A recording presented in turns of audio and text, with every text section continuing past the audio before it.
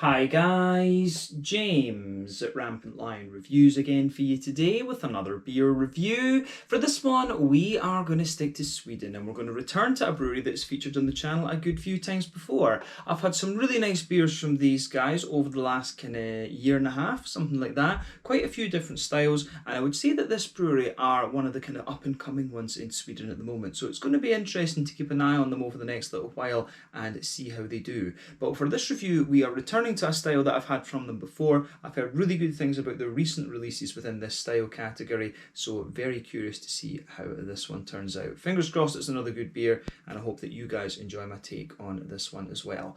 So yeah, for this review then, we are going to head to Kungsbacka, which is just to the south of Gothenburg, Göteborg, up there on the Swedish west coast, and we're going to have a look at another beer from AKiA Brygghus. So this particular beer is called Here Comes the Sun. It comes in at 7% ABV, and this one is another New England Hazy, whatever you want to call it, IPA. So this beer was released as part of the Lokala och Småskaligt assortment through Systembolaget here in Sweden for July of 2021. And this is my second New England IPA that I've had from these guys. The first one, I believe, was the second beer that I reviewed from them, and I think that was actually a double New England, come to think of it. So this is the first single New England IPA that I've had from them. But yeah, fingers crossed it's a good one. As I say, heard very good things about the recent releases. So let's crack on and see how we get on with it then. So, as always with my reviews then, I'll tell you a little bit about the brewery before we taste the beer. If you want to get straight to the tasting, just fast forward. All the usual links are in the video description below. That's the brewery website, the link to my other reviews that I've done from AKiA Brygghus before, and we will no doubt add some more to that list in the near future. But there's all the usual social media down there. If you want to see more reviews, do please consider subscribing to the channel. The whole channel, of course, has a geography-based tagging system, so you can go into the homepage and search for beer based on country, city, state, county, province, prefecture, whatever it is you happen to be interested in. Do check out the playlists of beers from different countries. There is one there for all the Swedish beers that I've reviewed for you. That's constantly being added to. And as always, please do get in touch and let me know some of the other beers and breweries that you guys would like to see me review. It's always great to hear from you guys that are watching the videos, and the support that you show the channel is hugely appreciated. So anyway, to tell you a little bit about AKiA Brygghus then, on to my brewery notes. So, AKiA Brygghus, as I've mentioned to you already, are based in Kungsbacka, to the south of Gothenburg, Göteborg, up there on the Swedish west coast, and the brewery was founded by Christian Figved back in 2016. So he had worked as a lighting technician in the music industry for many years, and this had taken him all over the world. He was a sound engineer for Soundtrack of Our Lives, and he also worked with the Wannadies and Tostrum as well, who are quite well-respected Swedish artists. But he travelled around for 8 years, and then he had children, and so he decided that he wanted to stay put in his work life and be around for them. So he started off working 20% in the brewery, and he brewed with a 300 litre kit, but he soon found this wasn't big enough for him, and so he upgraded to a 1500 litre brewery in August of 2017, and this took his brewing capacity up to 40,000 litres. But in 2018 he brewed around 10,000 litres of beer, and then he upgraded the brewery again in 2019 to further increase the capacity, and I believe they upgraded it further this year in 2021 as well. But Christian also has a history of letting different home brewers brew at the brewery as well, so they can get a go at brewing something on a slightly bigger scale. And recently they also hired a Victor N to be their brewer, and Christian is working part-time in the brewery itself. But it can be found in the old Arfors mill, which is where it takes its name from actually. The name of this brewery, AKiA, if you like, AKiA, it's an abbreviation of the kind of full name of this building from what I understand. But as of July 2021, when I'm filming this review for you, these guys have produced around 50 different kinds of beer according to Untappd, and like I said, I would kind of regard these guys as quite an up and coming Swedish brewery. The quality of their beers has been good in my experience. I've had a few different styles from them. I think we had a rye IPA first, then a New England double, we had a black IPA, we had another one after that, and then we also had a lager beer recently. So I think this is my 6th or 7th review from AKiA Brygghus actually. We had a West Coast IPA from them as well, come to think of it, which was nice. But yeah, these guys, as I say, definitely a brewery to keep your eye on going forward, and I tend to keep an eye on what they're releasing. But like I said, it's been a wee while since I've had a New England IPA from these guys, and I had quite a few comments saying that I should be trying some of the New England IPAs that they're doing. So here we are. here we are. But yeah, that's all I can really tell you about AKiA Brygghus for the moment. If you want to learn more about these guys, you can check out the brewery website. You can follow them on Facebook and Instagram to keep up to date with all the latest goings on. And you can check out the Rate Beer, Untappd and Beer Advocate pages to learn a little bit more about all the different beers that these guys have done. So yeah, I think we can leave it at that for the history section and get on with the beer itself. So, just to let you have a little look at the artwork on this one before we open it up. As you can see, it's quite interesting, as we always tend to get from AKiA Brygghus. Quite simple, but quite well done. You can see on the back there is the AKiA Brygghus symbol there. You can see the sort of water wheel there to represent the Alfors mill. But yeah, you can see 440ml can, this one. I believe that I paid 45 Swedish kroners for this, which is fairly standard for a Swedish brewed IPA. So €4.50, £4 sterling, about $5.25, $5.50 American, just so that those of you watching across the world have a little bit of a price reference.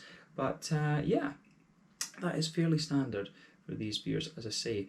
But yeah, it seems as if it's going to be very, very nice, this one. I've heard good things about this particular beer. A lot of people were telling me this one was really good this month. But yeah, 7% New England Hazy, whatever you want to call it, IPA.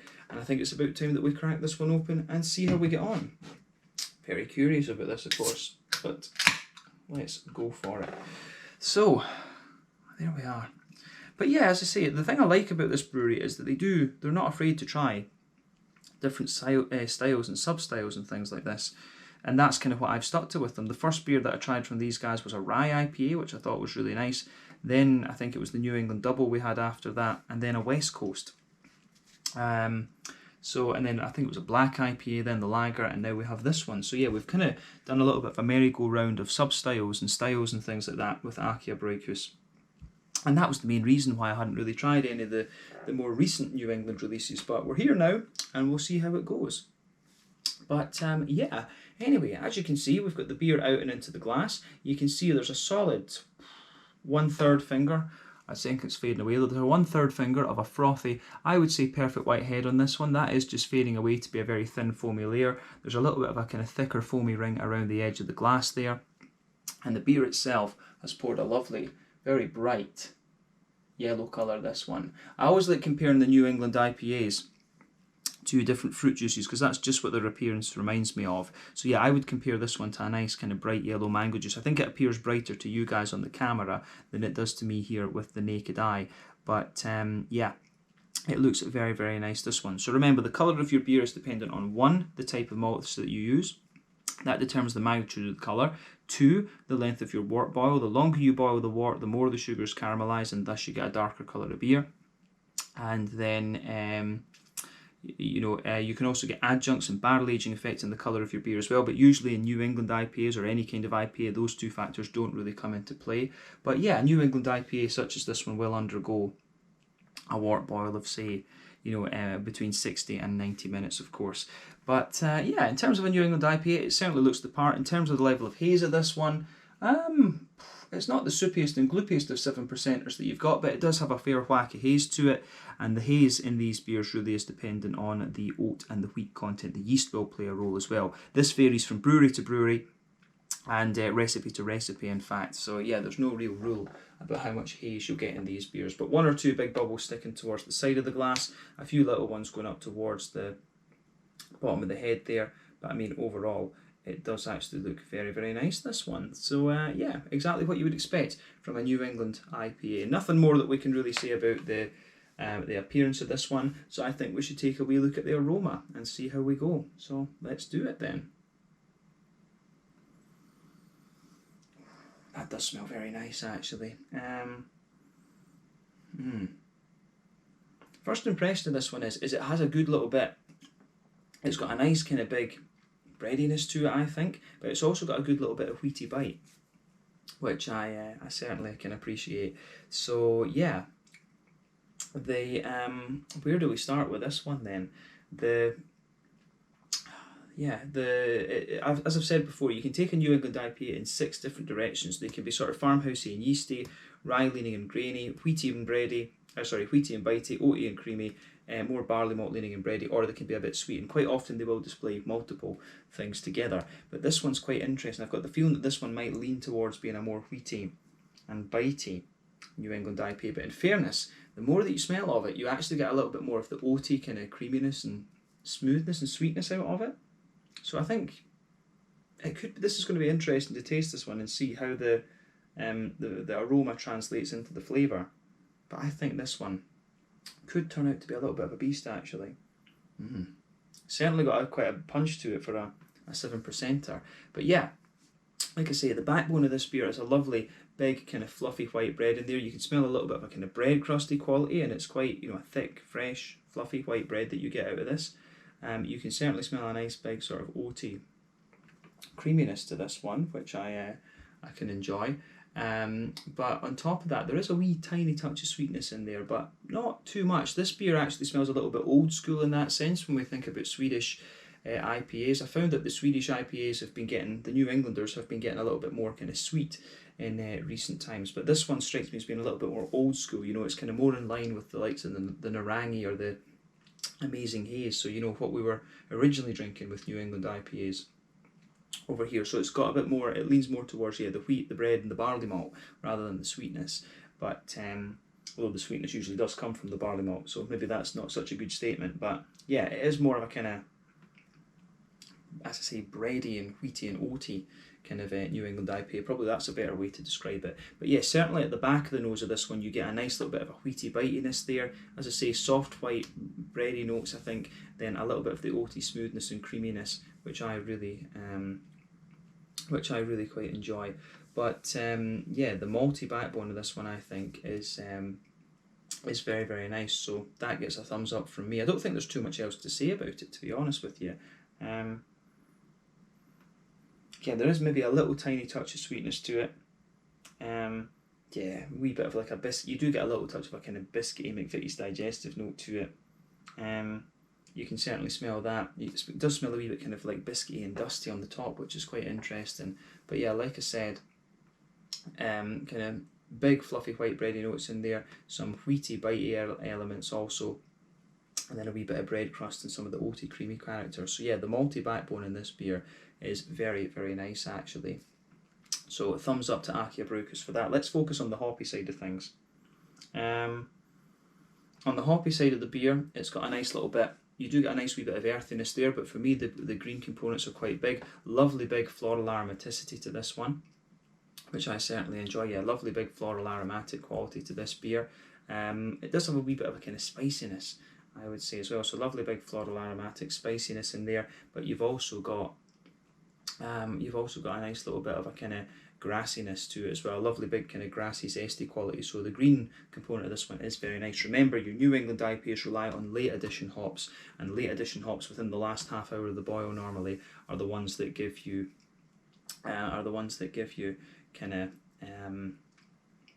they're the ones that give you the flavour and the aroma, whereas the early addition hops are the ones that give you the bitterness. But this one does have a nice kind of slightly spicy green component to it, but a lovely kind of bright, zesty, grassy character as well. But on the fruity side of things, it's kind of interesting. I'd be curious to know what hops are in this one.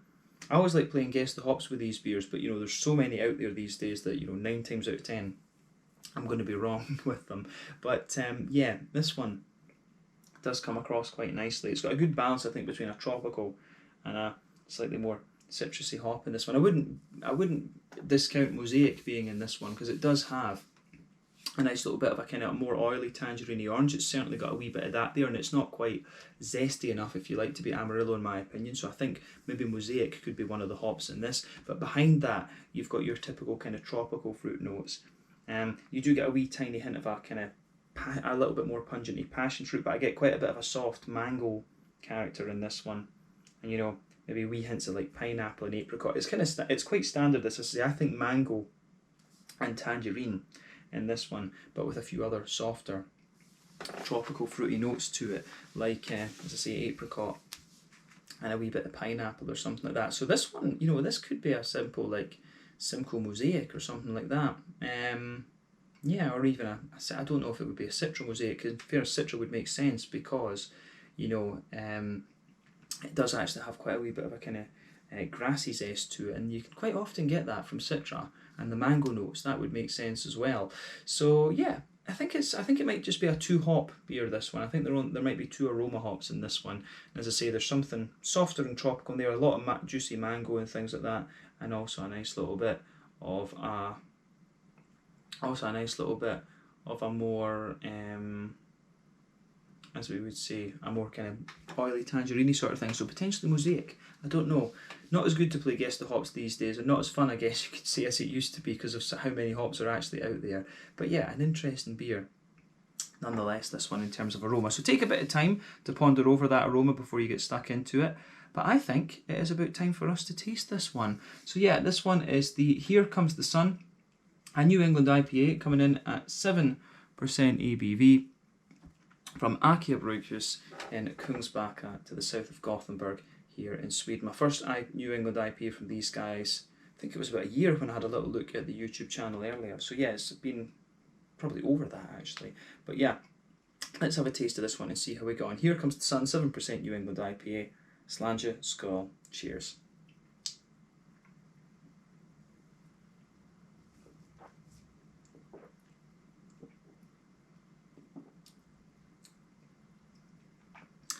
Yeah. So I'm going to say straight away, I can see why people have been telling me to have a go at these. If the other ones are like this, then yeah, this is pretty damn solid. First impression of it is it's a lovely kind of smooth, and I'd say actually more oaty leaning New England IPA. This one strikes me as being a little bit kind of smoother and a bit more kind of creamy in a sense. So this is only my second New England from these guys. I can't remember what the other one was like, because that was quite a long time ago that review was filmed. But yeah, if the other ones are kind of like this, then these are definitely more creamy. So these are a little bit more like the kind of treehousey ones, rather than, you know, the Trilliums or whatever. So this one is definitely more along that kind of smooth, creamy kind of quality. But like I was saying, from the aroma, it does, you know, it comes across as a little bit more old school in a sense. It's a bit more like, you know, the Narangies and the Amazing Hazies compared to some of the other sort of stuff that you'll come across these days. But it's a very, very nicely done beer, this one, so it gets a big thumbs up from me. I think AKiA Brygghus have done a solid job with this. But let's try and break down the flavour for you properly and describe it a wee bit more succinctly.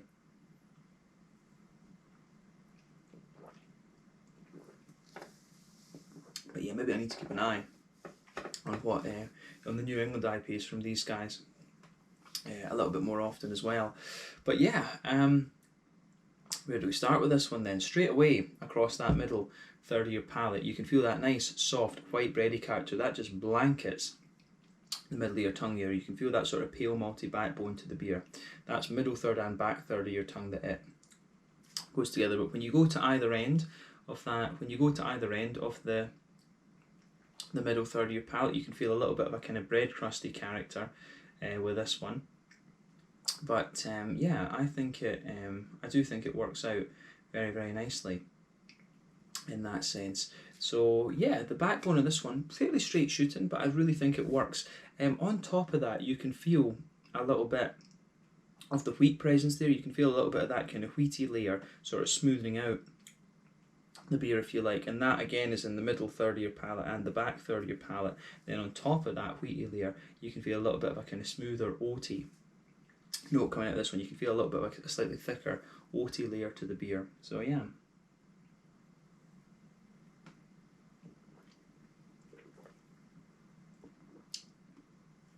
So yeah, I really like how this one goes about its business. Yeah, the oaty creamy notes in this beer are really nice, and as I say, it does kind of thicken up a wee bit and smoothen out the further you go into the aftertaste as well. So I really like how that goes about its business. It's quite, as I say, it's quite an old school IPA. This one, it's a really straight shooting New England IPA. It's one of these ones that's just it's straightforward. It's, you know, well crafted. That's a good way to kind of sum it up. Soft white bread, the wheaty layer, a little bit of bread crust, then the kind of smooth oaty kind of creamy notes. It doesn't have so much of a sweetness to it. In the middle of the palate you will get a little touch of a kind of McVitie's digestive biscuity grainy sort of thing. But other than that, it's you know, it is, as I say, quite straight shooting. So yeah.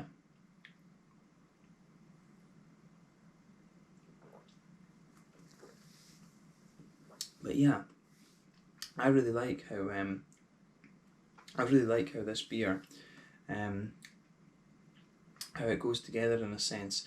So yeah, the malty, the middle third of your palate on this one is quite nice, and I would say it does thicken up a wee bit the more that you drink of it as well. But I don't think there's too much else to say about the flavour in that middle third of your palate. It's nicely executed. But yeah, border region between middle third and back third of your palate, you can feel you feel that there's a little bit of a kind of bready build up in this one. So you get a little bit of bready build up there, a wee bit of more intense kind of bread crusty note. Then into the back third of your palate you get that nice kind of smooth white bready element to it. Wee bit of a kind of wheaty bitey character, like I said. Then on top of that you get that more kind of airy, you get a little bit of that more kind of airy you get a bit of the more kind of airy, yeasty kind of character to the beer. So when you start at the back of your palate, you can feel the flavour is kind of slightly taller. It condenses down as you come further forward, and as you go into the middle third of your palate, it feels a little bit more squashed together. But this one, the bready notes and things in this one are a little bit more kind of airy in a sense, and you've also got a kind of thicker, oaty, kind of creamy element coming out of the beer as well. So I can appreciate how this one goes about its business. Certainly, I think this is a really nicely executed beer in terms of the malt base, and the malt base in these New England IPAs is quite critical. You have to get that right to get a good beer, and they've certainly managed that for sure. But yeah, on the hoppy side of things then, back corners of the palate, you've got a nice little bit of earthiness there. As you move further forward along the side of the palate, the earthiness is something else that's making me wonder if there is mosaic in this one. But yeah, nice little bit of earthiness there. As you move further forward, it's a wee bit herbal, but as you push further forward on towards the kind of front corners of the palate, it certainly develops a nice big sort of floral aromatic character to it.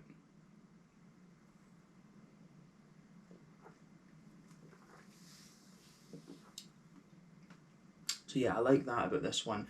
Round the front curve of the palate, it's certainly a little bit lighter and kind of grassier. There's a wee bit of a kind of citrusy, zesty type note out of the beer. So I like that one. I like that as well. It does give you the beer just a little bit of a kind of edge to it.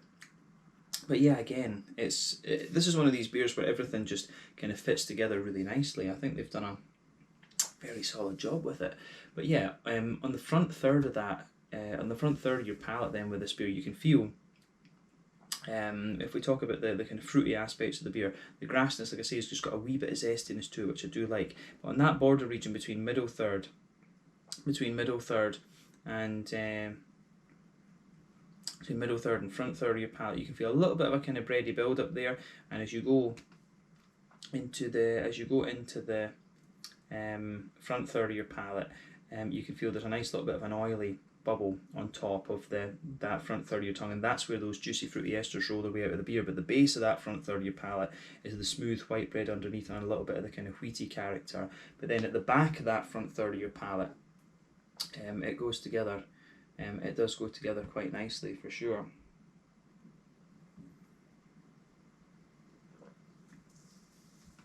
So yeah, at the back of that front third of your palate, you can feel there's a wee bit of a kind of stronger passion fruity note in this one, but you need to, when you come forward from that, you do get a bit more of a kind of juicier mango. So I'm wondering if it's, I do wonder, could this beer just be a Citra Mosaic? I'm not sure. One or two things indicating that it could be. Could be Victoria's Secret would be the other one. I don't think it's quite pungent enough to be Galaxy.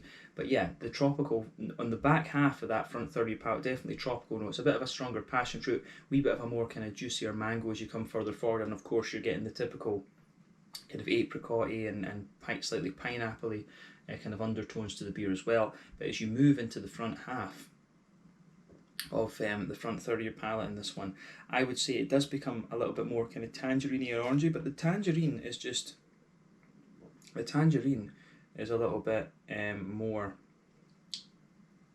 The tangerine is just a little bit kind of muted almost. So yeah.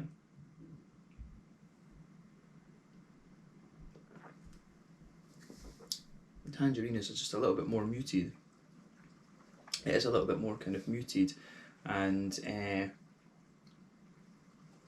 how would you say? It does give you that little bit more of a kind of oily impression there as well. But yeah, just potentially just behind the very front tip of the tongue, there's a little bit of a kind of slightly limey note to this one. That makes me wonder about Citra, and the zestiness from the grassy notes in the front of the palate, that makes me wonder about Citra as well. But it's quite, the tropical notes do get softer the further that you go into the aftertaste with this one, and the sort of tangerine orangey notes get a wee bit sort of softer as well. So I'm not 100% sure what hops could be in this one. Could it be? It could be a little bit of a Zaka or something, I guess, as well, because you've got a wee bit of the pineapple and the softer tangerine elements. But yeah, I do like how this beer goes about its business in that sense. It's a really nicely executed one. This is, as I say, quite an old school New England IPA for me. It focuses, you know, on the oats, the wheat and the barley malt. It's a bready, oaty, kind of wheaty one, this, and then it's quite straight shooting on its fruity character as well. So big thumbs up to AKiA Brygghus. This is one of these beers that's straight shooting, but it's straight shooting, it does the job, and it's well crafted. You can't really ask for much more. On the mouthfeel then, to round off the review, you know, this beer, mid-bodied, there's no doubt about that. Carbonation is quite smooth. It's got a little bit of that typical kind of Nordic cleanliness to it that I always talk about, but at the same time, a nice kind of smooth New England IPA, absolutely.